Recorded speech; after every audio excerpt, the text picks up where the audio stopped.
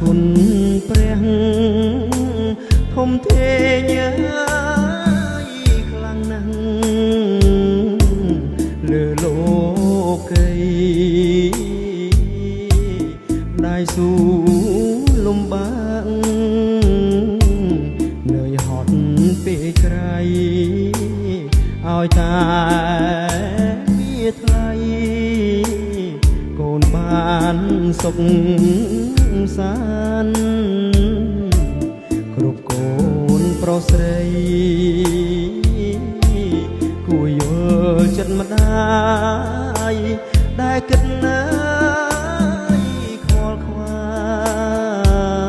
យឥតស្រាំងស្រានតាំងពីកំណើតធំពេញប្រានទុកពុនណាយប្រមាណម្ដាយមិនត្អូនតែលូធំពេញប្រានទុកពុនណាយប្រមាណម្ដាយមិនត្អូនតែពេលកូនជួបភ័យ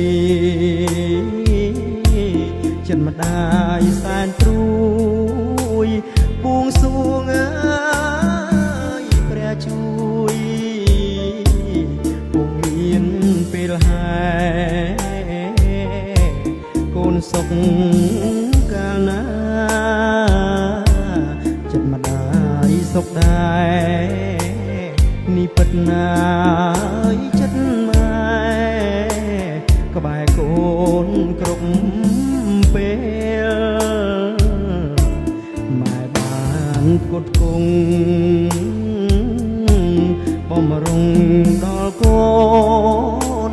ត្រត្រង់អើយនឹមនួនប្រធមអប់រំជាព្រះក្នុងផ្ទះដ៏សុខមនោរម្យក៏ក្តៅហើយពីរំព្រោះតែម្ដាយថ្លៃ